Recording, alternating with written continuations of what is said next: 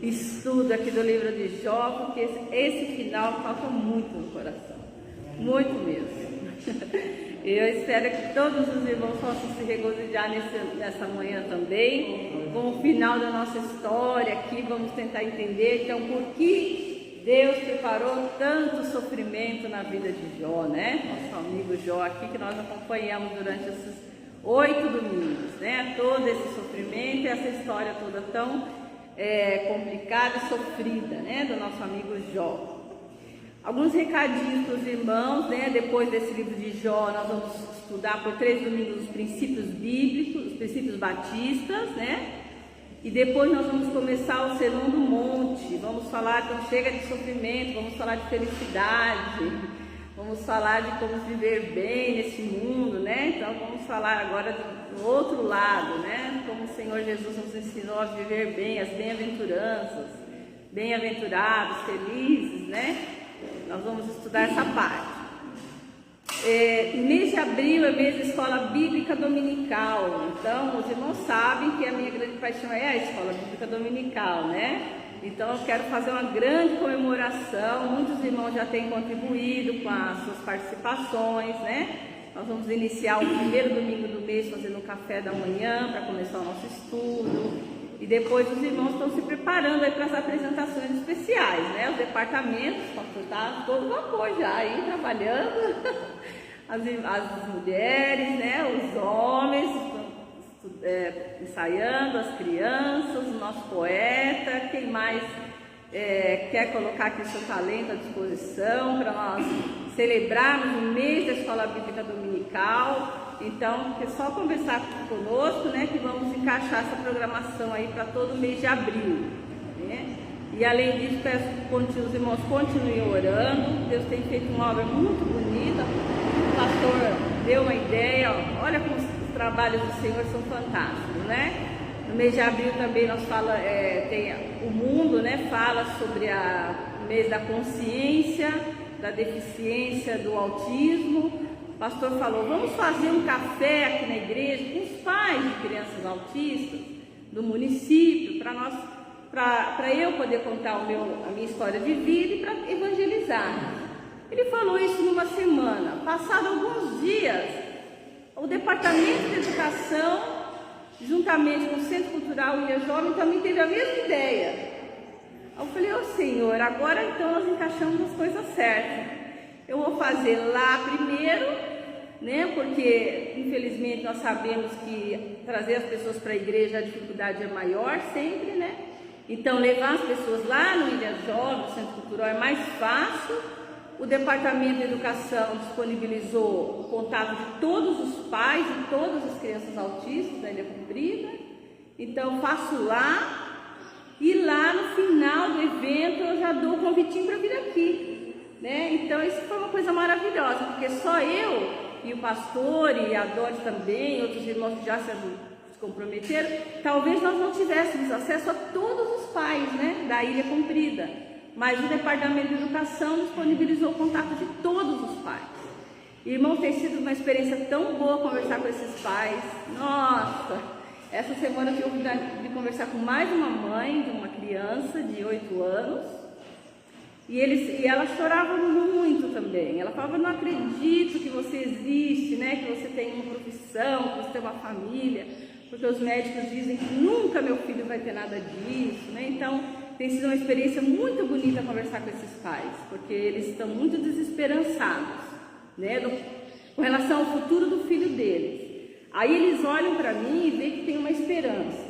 E eu quero mostrar depois que essa esperança, ela não veio só do tratamento médico, né? Essa esperança veio principalmente do Senhor Jesus Cristo. Na minha vida, né, eu vou trazer o testemunho aqui também, no primeiro domingo, né, pastor? Dia 3, já vou trazer o meu testemunho. Então, Deus tem feito essa obra. Eu peço que os irmãos orem bastante sobre esses assuntos, né? Para que o Senhor venha abençoando e continue ajustando todas as coisas e ajude meu emocional aí, que a emoção é forte. E também mais uma coisinha, eu preparei a lista de chamada, irmãos. Nós estamos numa escola, né? Aqui é uma escola, então está na hora de nós termos a nossa lista de chamada. E também eu vou fazer as matrículas. Para que tudo isso? Porque, irmãos, para eu ter o controle, sabe? Apesar que eu já sei aqueles irmãos que frequentam regularmente a IBD, né? E tem aqueles que vêm quando podem, ou às vezes tem aqueles que estão assistindo só pela internet, né?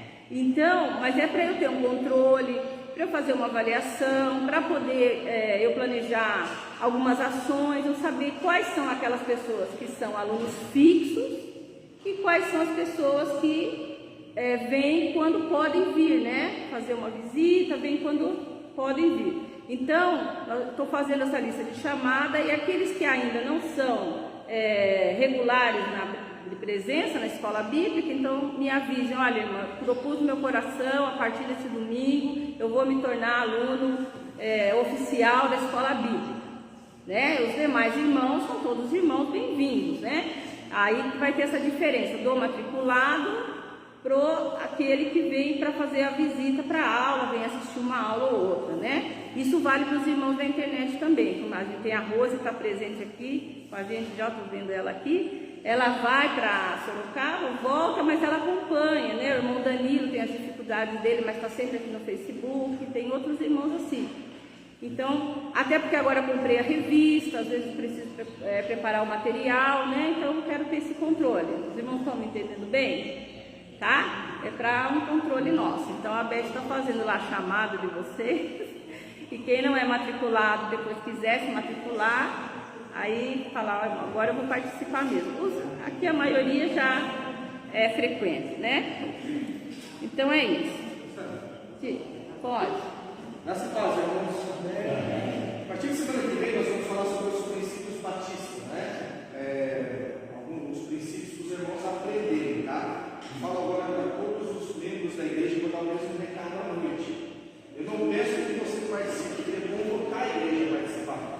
É muito bom você conhecer a igreja que você está participando, conhecer a doutrina, conhecer. Mas eu já vi lá no passado, mas às vezes não lembra, né?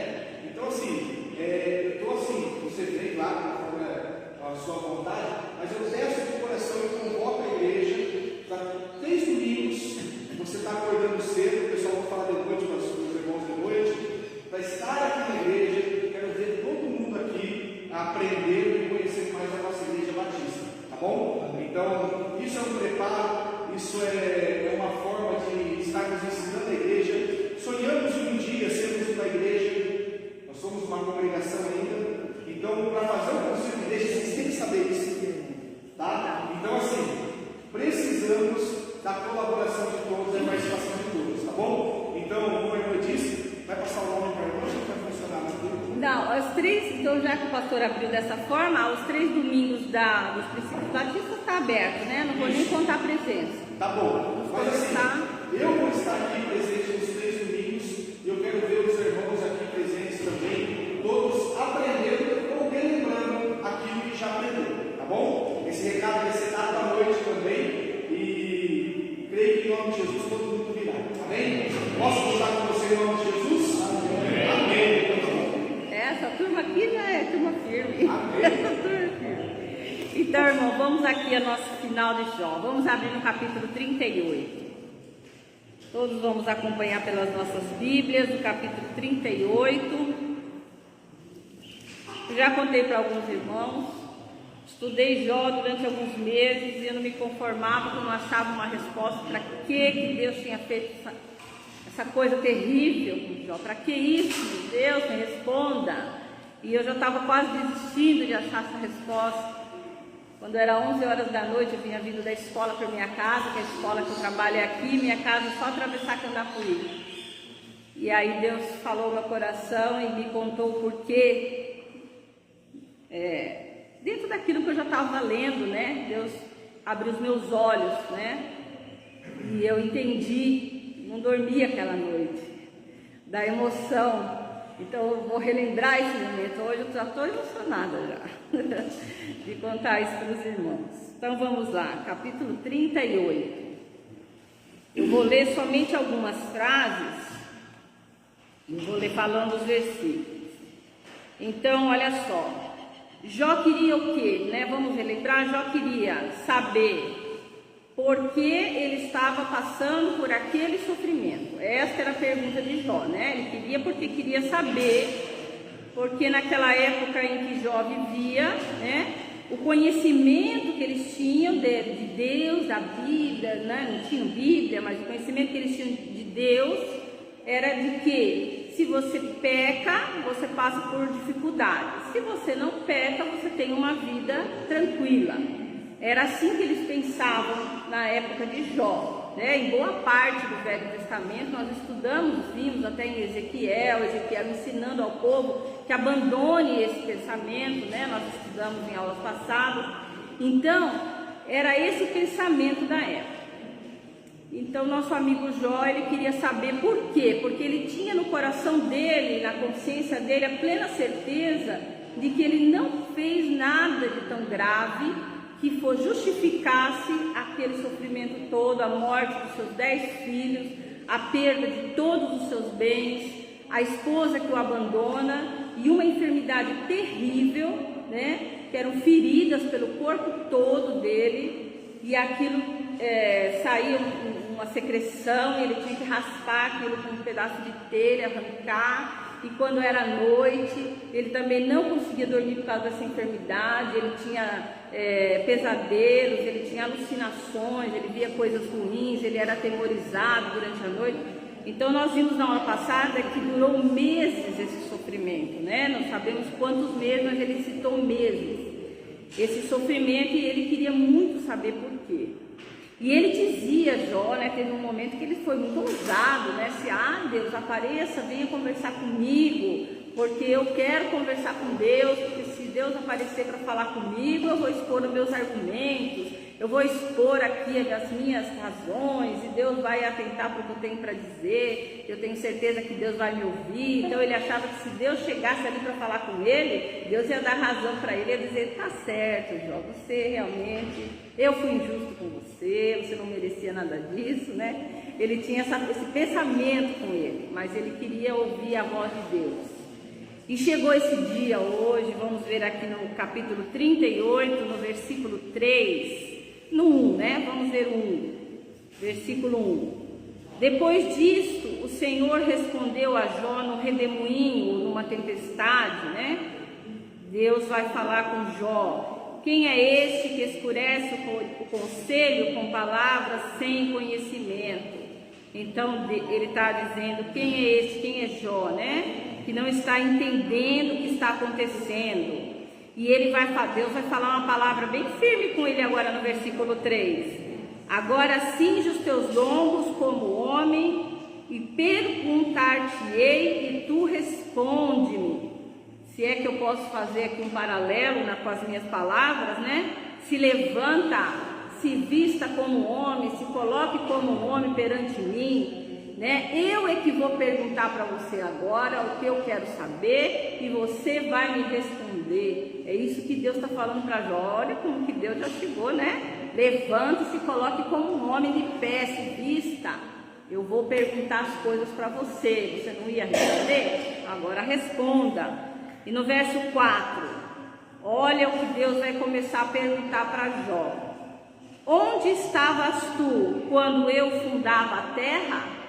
Onde estava Jó? Né? No verso 7, quando as estrelas da alva juntas alegremente cantavam e todos os filhos de Deus rejubilavam, onde estava Jó? Porque, né, que as estrelas cantam. Onde estava Jó? Me explique, Jó, no verso 8. Quem encerrou o mar às portas? E no verso 11, até aqui virás e não mais adiante.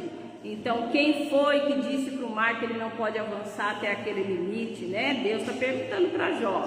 Você queria falar, agora você me responda. No verso 16, ou entraste tu até as origens do mar?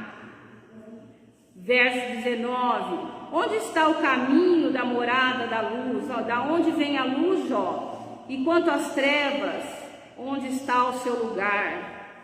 Então Deus está fazendo essas perguntas para Jó. Se você é tão entendido, me explica essas coisas da natureza, né? E aí no verso 21, Deus vai até ser irônico, vai dizer para ele assim: de certo tu sabes, porque já então eras nascido, e porque é grande o número dos teus dias. Deus está sendo irônico com ele. Você ia falar comigo de igual para igual, então agora você que responda todas essas perguntas da natureza. Se é que você é tão entendido, né? Se é que você já era nascido quando eu criei todas essas coisas, né? E no verso 22, Deus vai perguntar para ele: ou entraste tu até os tesouros da neve? Você pode me explicar, Jó, como que vem a neve? Ou no verso 25, quem abriu para a inundação um leito e um caminho para os relâmpagos dos trovões? Né? De onde vêm os trovões? E no 28, a chuva porventura tem pai? Ou quem gera as gotas do orvalho? 29, de que ventre procede o gelo? E quem gera a geada do céu? Então Deus está perguntando para ele tudo sobre a criação da natureza, né? Para que ele explique. No verso 39, ainda no capítulo 38, porventura caçarás tu presa para a leoa, ou satisfarás a fome dos filhos dos leões? Quando se agacham nos covis e estão à espreita nas covas? Quem prepara para os corvos o seu alimento, quando os seus pintainhos gritam a Deus e andam vagueando por não terem que comer? Veja só, Deus está questionando Jó. Será que ele pode explicar sobre toda a criação da natureza que Deus fez? São esses questionamentos, né, que Deus está fazendo. Deus continua perguntando para ele. No verso 39, no capítulo 39, Deus vai entrar na questão dos animais. Estou pegando só alguns pedacinhos para os irmãos terem uma ideia, né? No 38 falou sobre questões da natureza, né? Agora no capítulo 39, aqui ó, no 39, de 15 a 17, Deus vai fazer perguntas a respeito da vida dos animais. E que se esquece de algum pé. Vou ler o 14. Vou começar do 13, irmãos, desculpa, para poder dar um entendimento certo. Bate alegre as asas da avestruz que tem penas de cegonha. Ela deixa os seus ovos na terra e os aquenta no pó. E se esquece de que algum pé os pode pisar, ou de quem pode calcá-los os animais do campo. Endurece-se para com seus filhos como se não fossem seus. Debalde é seu trabalho, porquanto está sem temor, porque Deus a privou de sabedoria e não lhe repartiu entendimento. O seu tempo se levanta ao alto, ri-se do cavalo e do que vai montado nele.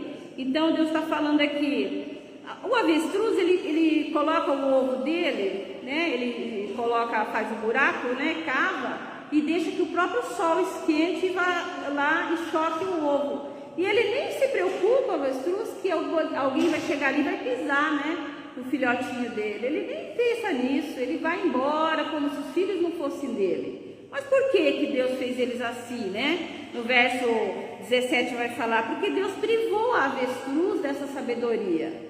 Ela não sabe que deixando os ovinhos dela ali, alguém pode pisar. Deus não deu essa sabedoria para a avestruz, né? Então ela fica tranquila, né? Deixa os ovos ali, tudo bem. O que Deus deu para a avestruz foi o que está falando no versículo 18, que ela a seu tempo se levanta ao alto, ri-se do cavalo, porque ela corre, né? Muito mais do que um cavalo. Esse foi o que Deus deixou para a avestruz, não a sabedoria de cuidar dos filhotinhos dela. Então tudo isso Deus está questionando Jó, para que Jó responda então. E agora, Jó, você tem resposta para tudo isso que eu fiz? Você me questionou tanto, né? Mas os irmãos podem estar pensando aí, mas o que tudo isso tem a ver com o sofrimento de Jó? E o que isso tem a ver? Nós queremos saber por que Jó sofreu, né? E Deus está fazendo toda essa pergunta sobre a criação dele. Mas vamos continuando aqui no capítulo 40. Respondeu mais o Senhor a Jó e disse: porventura contender contra o Todo-Poderoso é ensinar? Quem assim arde a Deus responde essas coisas. Então Deus perguntou para ele: contender com Deus é ensinar?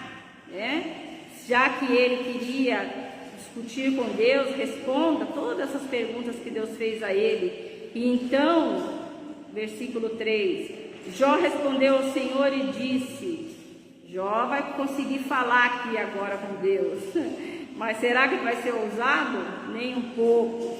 Jó vai dizer, no versículo 4, eis que eu sou vil, que te responderia eu?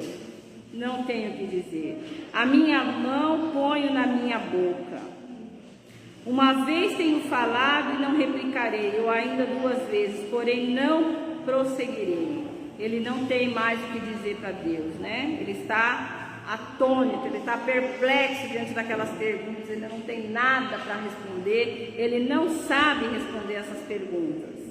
E Deus vai falar novamente para ele: olha, cinge agora os teus lombos como um varão, novamente, se porte como um homem aí, se levanta e se vista como um homem. Eu te perguntarei a ti e tu me responderás. Deus vai continuar questionando Jó, né? E pergunta para ele: porventura também farás tu vão o meu juízo? Vai tornar o juízo, a justiça de Deus uma coisa vã, uma coisa inútil? Ou você vai condenar a mim que sou Deus para você se justificar? Estou fazendo aqui uma explicação, né? Porventura também farás tu vão meu juízo, ou me condenarás para te justificares? Versículo 8, Deus está perguntando para ele. E no versículo 9, ou tem braço como Deus, ou podes trovejar com voz como a sua? Será que Jó pode realmente ter um braço como de Deus e pode estar falando de igual para igual como Deus, como ele disse que falaria? Agora Jó já falou que não, que ele pôs a mão na boca e não vai falar mais nada. Já mudou aqui a postura de Jó diante das perguntas, né? E ele vai dizer: orna-te, pois, de excelência, no verso 10, e alteza veste de majestade e de glória. E Deus vai continuar falando aqui sobre os animais, no verso 15. Eu vou ressaltar esses 2 animais porque nós não conhecemos esses animais, né? Então, para quem leu, estudou em casa, pode ter ficado essa dúvida. No verso 15, Deus vai falar a respeito de um animal que é o behemote. Contempla agora o behemote que eu fiz contigo, que come a erva como o boi. Então, o behemote foi um animal que Deus fez juntamente com Jó, que Deus criou, assim como criou o homem, né?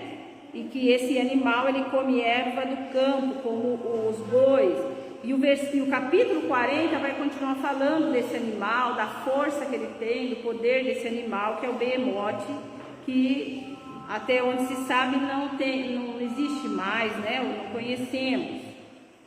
No capítulo 41, Deus vai falar a respeito de um outro animal que na época era muito temido, não se sabe se esse animal também existia ou se era uma mitologia, mas Deus vai questionar também Jó: poderás pescar com o anzol o Leviatã, ou ligarás a sua língua com a corda?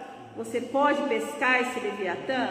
Você pode com o anzol pegar esse animal? Então, para quem leu a lição, vai aqui falando todo o capítulo 41 sobre o Leviatã. Leviatã é um animal muito poderoso, muito forte, um grande animal, né? Então Deus está fazendo essa pergunta: será, Jó, que você pode com esse animal tão grande, tão poderoso, tão forte, né? Você pode pescar ele com anzol como um peixe, já que você estava tão cheio de si, né? E no verso 10 do capítulo 41, ninguém há tão atrevido que a despertá-lo se atreva. Quem, pois, é aquele que ousa erguer-se diante de mim? Então, ninguém pode mexer com esse animal, né? Um animal muito feroz, ninguém vai se atrever a mexer com esse animal. E aí Deus vai dizer: quem, pois, é aquele que ousa erguer-se diante de mim? né? É Jó que disse que ia, né, falar com Deus. Quem primeiro me deu? Deus pergunta para Jó, no verso 11. Quem primeiro me deu, para que eu a dê retribuído? Pois que está debaixo de todos os céus é meu, disse Deus. Né? Você quer fazer perguntas para mim, Jó? Você quer argumentar comigo? Você quer discutir comigo, Jó? Né? Mas quem é que primeiro me deu alguma coisa? Ninguém deu nada a Deus, né? Quem é que retribui alguma coisa para Deus? Nenhum de nós, né? Pois ele diz, tudo que está debaixo dos céus é meu. Tudo que tem debaixo dos céus pertence a Deus. Então, irmãos, o que aconteceu aqui? Um grande questionamento que Deus faz a respeito da natureza para Jó. Tudo sobre a natureza, os animais, Deus vai fazendo um grande questionamento, dizendo, já que você se acha tão no direito, né, de me questionar do porquê que eu fiz isso para você, por que eu permiti que você passasse por esse sofrimento, já que você se acha no direito de contender comigo, que sou Deus, Criador de tudo, então agora você me responde também sobre toda a natureza que eu criei, porque de certo você está em pé de igualdade de sabedoria comigo, né? Se é que você entende tanto. Então Jó fica calado. E qual que foi essa estratégia de Deus, essa pedagogia que Deus usou, né? Essa metodologia de mostrar a natureza para Jó, tentando explicar para ele? Porque, vejam, Deus está querendo chegar no porquê ele passou por aquilo, né? E vai haver um tratamento na vida de Jó e dos amigos. É justamente o que nós lemos aqui no Salmo 19, no versículo 1. A criação, os irmãos vão me responder agora. A criação declara o quê? O que é a criação? O que é a natureza? O que os animais, o que as plantas, o que os céus, a chuva, as trovoadas, as geadas, a neve, o mar, diferentes tipos de animais, todo esse mundo que Deus criou é a revelação de quem? Do próprio Deus. A primeira revelação de Deus à humanidade é a criação da natureza. Deus está se revelando a Jó, Deus está se mostrando a Jó, Deus está se revelando. Nós hoje temos a revelação de Deus de duas formas, pela natureza e por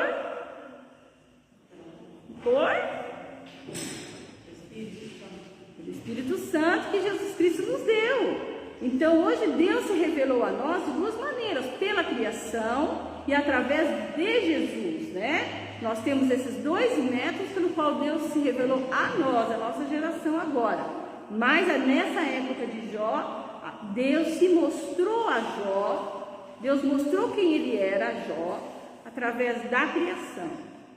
Estão entendendo? Então Deus é como o véu de Jesus que se rasgou, o véu do templo, quando Jesus morre, não foi? O que aconteceu? O que aconteceu com o véu lá, a cortina do templo que separava o homem de Deus partiu?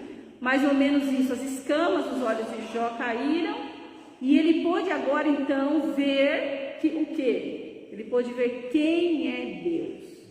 Ele pôde saber quem é Deus. Ele chegou ao entendimento que ele não tinha, né, a respeito do poder, da grandeza, da soberania de Deus através da natureza. E o que ele vai dizer então no versículo 42? Agora ele vai declarar no capítulo 42 que ele entendeu quem Deus é. Ele cria em Deus, ele era temente, ele era fiel a Deus, nós já estudamos tudo isso. Ele cometeu algum pecado digno do sofrimento dele? Não, ele não cometeu, Deus vai falar aqui, mas ele não conhecia a Deus de uma maneira completa, né? Ele não conhecia, tanto que ele achava que ele poderia chegar diante de Deus e questionar e ir de frente com Deus e argumentar com Deus, né? Ele não, mas agora ele vai dizer uma coisa diferente. Porque as escamas dos olhos dele caiu, e ele agora conheceu a Deus. Então, no capítulo 42, então respondeu Jó ao Senhor e disse: bem sei eu que tudo podes, e nenhum dos teus pensamentos pode ser impedido. Agora ele está entendendo que tudo Deus pode, né? Ele achava que Deus não poderia dar aquele sofrimento para ele, mas agora ele entende que pode. E no verso 3, quem é aquele, dizes tu, que sem conhecimento encobre o conselho? Por isso falei do que eu não entendia. Olha, ele está reconhecendo. Eu falei do que eu não entendia, né? Coisas que para mim eram maravilhosíssimas e que eu não compreendia. Tá vendo como que Jó viu Deus agora? Jó viu Deus. Jó teve um encontro íntimo com Deus, né? Ele viu isso agora. Escuta-me, pois, e eu falarei, eu perguntarei e tu me ensinas. Olha só, agora ele está se colocando na posição de quem precisa de ensino, né? E aí ele vai fazer a grande declaração dele: com ouvidos meus ouvidos ouvi, mas agora te veem os meus olhos. É justamente o que ele não tinha intimidade com Deus, né? Ele não tinha um relacionamento de pai e filho, ele não tinha uma ligação com Deus de amor, uma ligação com Deus de comunhão, uma ligação de intimidade, porque ele dizia o quê? Os meus ouvidos ouviam. É como o mundo hoje. Se você perguntar para as pessoas: você conhece Deus? Ah, conheço. Você crê em Deus? Creio. Mas e conhecer mesmo, e andar junto? Porque Jó disse agora: mas agora te veem os meus olhos. Qual é a versão dos irmãos aí para tomar uma aguinha? Meus ouvidos já tinham ouvido a teu respeito, mas agora os meus olhos viram. Tem mais alguma versão?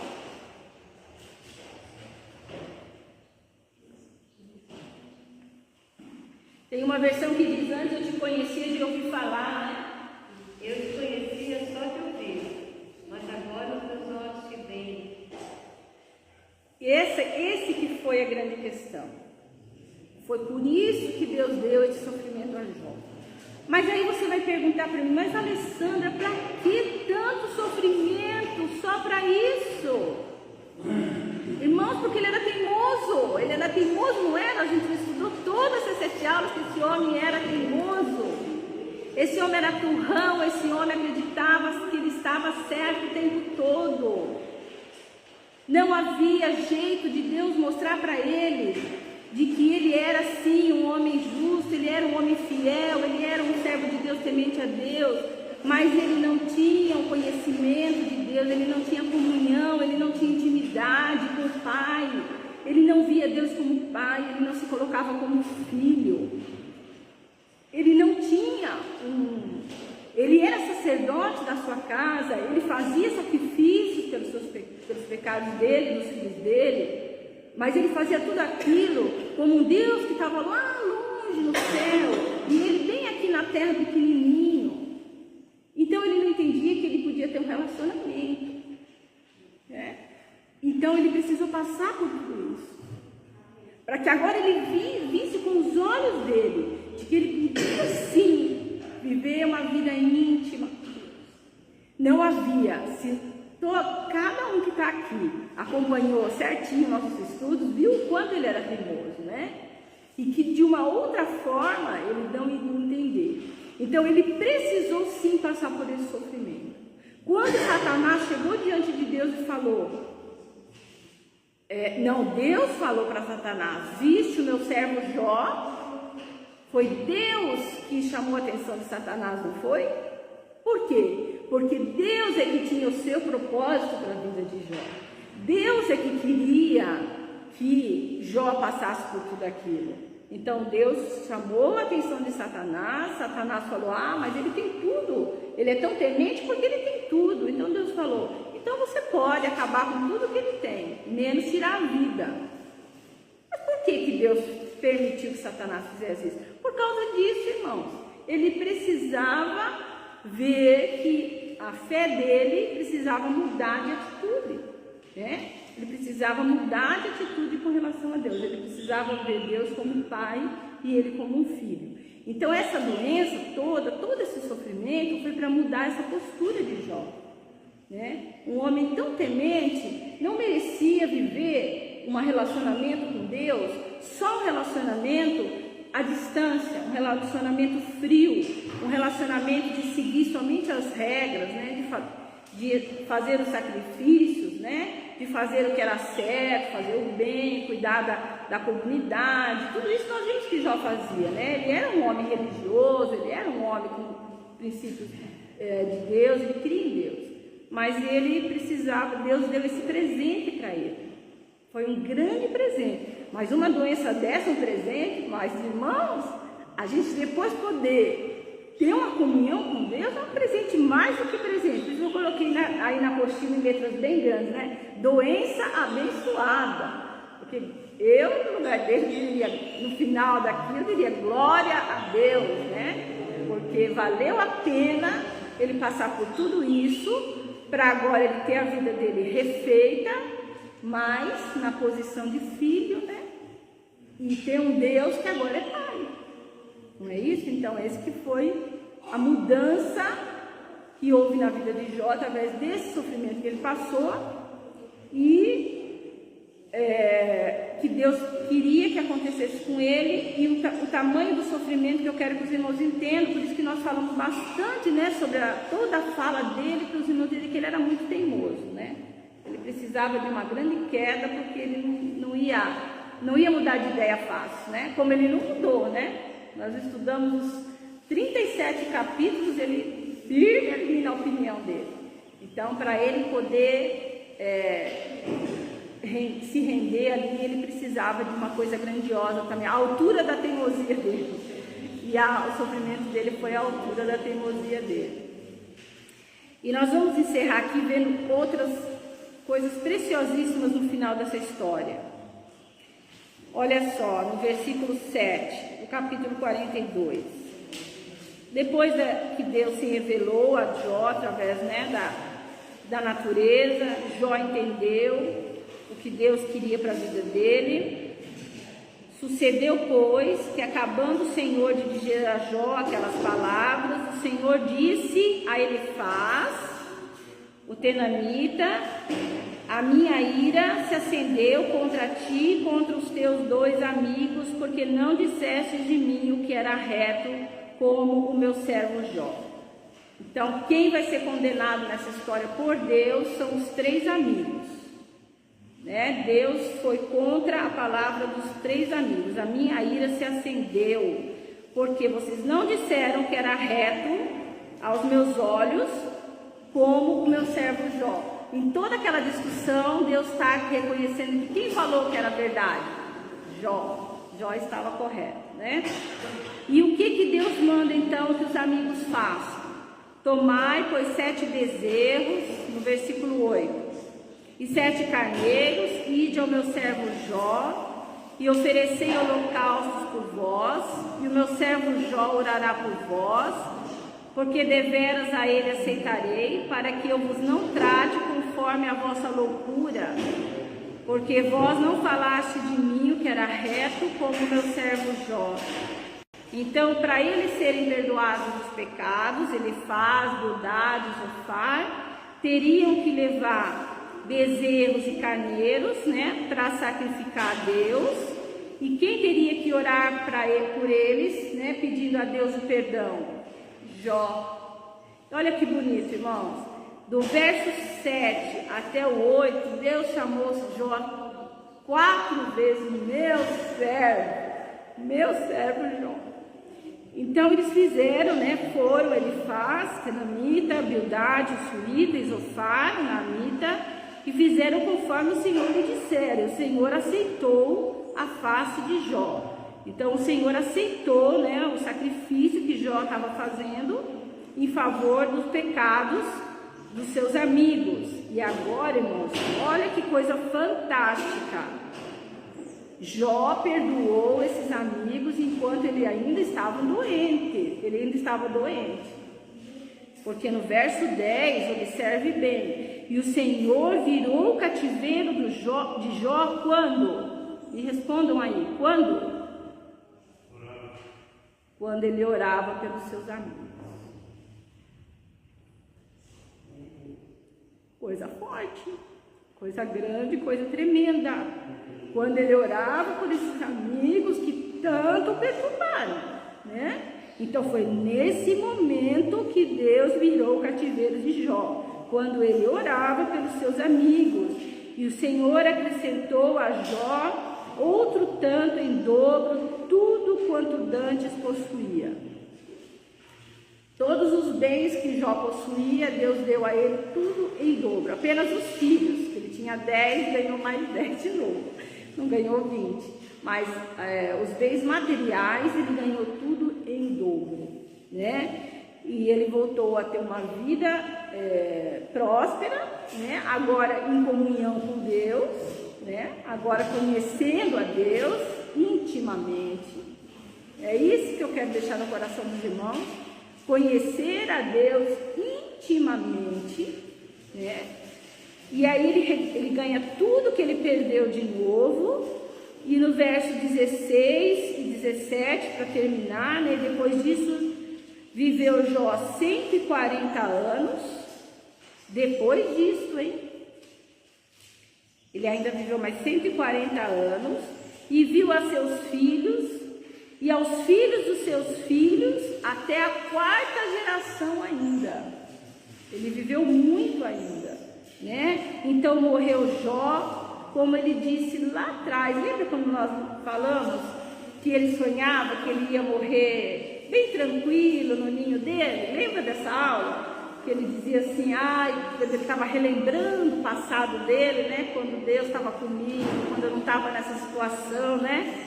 Ele dizia, eu vou morrer tranquilo aqui na minha casa, no meu ninho, né? E aconteceu isso mesmo, olha no verso 17. Então morreu Jó velho e farto de dias, do jeito que ele pensou que realmente ele iria morrer, por ser um homem fiel a Deus. Foi a morte que Deus deu a ele, a morte que ele, né, desejava. Estamos terminados? O que os irmãos têm a dizer para nós? Qual é o comentário? O que mais aprendemos? Uma pergunta. A irmã disse que a mulher de Jó o abandonou. Ela abandonou Jó? Abandonou, lembra quando ela falou lá no capítulo 1? Ela mandou ele abandonar Deus, mas ela não abandonou Jó. Ela não ficou com ele, né? E quem teve os 10 filhos? Foi outra esposa, porque ela foi embora. Lembra que ele falou, a minha esposa tem nojo de mim. Ela tem nojo do fedor que sai de mim, que sai da minha boca. Ela falou, abandona Deus, amaldiçoa Deus e morre. E ela nunca mais apareceu na história. Bom, não aparece na história, mas também não parece que ela queria outra. Tem que ter arrumado outra, eu acho que ele teve 10 filhos. Vamos ver aqui então. No versículo 12. A partir do 11, veja só, o que Deus restituiu a Jó. Vamos ver se fala aqui. Eu acredito assim, não que esteja escrito, mas eu acredito que ele teve uma nova esposa, porque essa esposa que teve essa atitude ruim, não apareceu aqui para pedir perdão, nem para, né? Ela sumiu na história aqui. Mas vamos ver. Ele deve saber ainda mais ali. Vamos ver o que o pastor vai falar. Então vieram a ele, olha, quem que voltou para ele? Vamos ver no verso 11. Então vieram a ele todos os seus irmãos, esses voltaram, todas as suas irmãs, e todos quantos dantes o conheceram, e comeram com ele em sua casa, e se condoeram com ele, e o consolavam de todo o mal que o Senhor havia enviado. E cada um deles lhe deu uma peça de dinheiro e cada um pendente de ouro. Então quem voltou foram os irmãos e os amigos. E assim abençoou o Senhor o último estado de Jó mais do que o primeiro. porque teve agora 14.000 ovelhas, 6.000 camelos, 1.000 juntas de bois e 1.000 jumentas. Também teve 7 filhos e 3 filhas, e chamou o nome da primeira Gemina, e o nome da outra Cássia, e o nome da terceira Querem Apuque.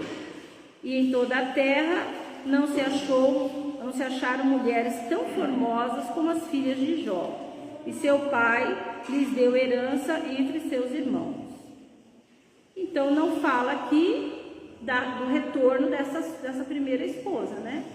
Depois que ela falou, amaldiçoa teu Deus e morre, ela não voltou mais, nós não lemos mais a presença dela, né? Em nenhum dos nossos capítulos. E no retorno aqui só retornaram os irmãos, as irmãs e amigos, né? E se ele teve 10 filhos novamente, eu entendo que aqui Deus deu a ele uma outra esposa. Porque se Deus fez com que os amigos pedissem perdão do mal que tinham cometido, né? E Jó os perdoou, se essa esposa tivesse voltado, no meu entendimento, né? Ela teria que estar aqui também para pedir perdão, né, a Deus pelo que ela falou, né? E ela não apareceu mais. Daquele versículo em que ela mandou Jó amaldiçoar a Deus, ela sumiu, né, da história. Ela não apareceu mais em nenhum outro capítulo. Então eu entendo que esses filhos agora são de uma nova esposa. Porque dentro do que nós estamos vendo aqui na nossa lógica, ela teria que estar aqui também, né, para pedir perdão junto com os amigos. Outra coisa que eu prestei atenção, que Deus condenou os 3 amigos. Aqui no capítulo 8, o Bildade, ele pede para Jó, mas de madrugada, se tu buscar o poderoso, ele te tem misericórdia. Esse foi um conselho ruim que um amigo dele deu para ele? Não. Depois eles serem condenados? Não, esse foi um conselho bom, né? Mas por que Deus não aceitou esse conselho? Não, esse conselho sim, mas qual foi o conselho principal que eles deram, que foi o pecado? Foi acusar a pessoa, Jó, de fazer uma coisa que Jó não tinha feito, né? Eles falaram que Jó tinha cometido um pecado e a culpa de tudo era do próprio Jó. Então eles fizeram acusações, né, muito graves e que não eram verdadeiras, né? Eles foi a calúnia aí, né? O pecado da calúnia. Eles acusavam e eles diziam com certeza, né?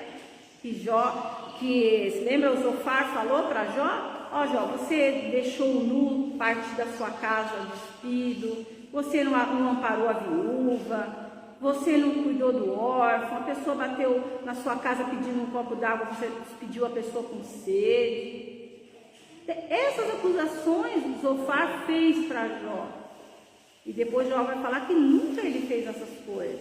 Que ele sempre amparou todo mundo que necessitava. Ele sempre foi um homem de ajudar o seu próximo. Então esse pecado foi condenado, né, dos 3 amigos. De acusar do que eles nem sabiam do que estavam falando, né? Era o que eles entendiam, mas estava errado. Né? Entendimento errado.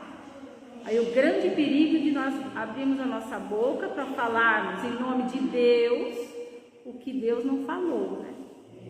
Essa é uma coisa gravíssima, né?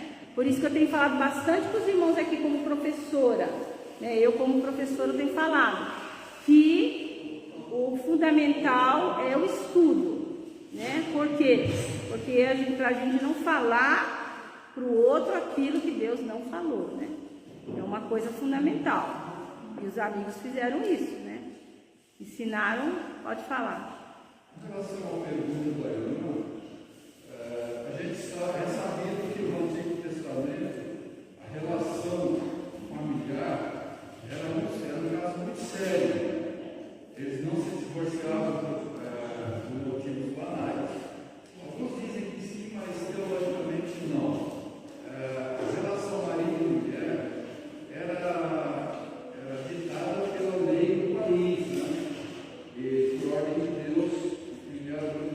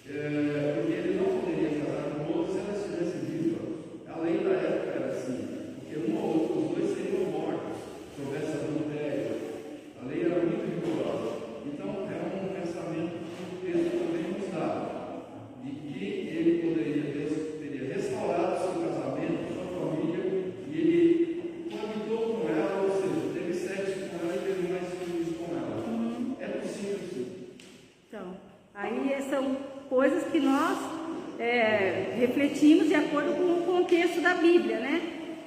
O irmão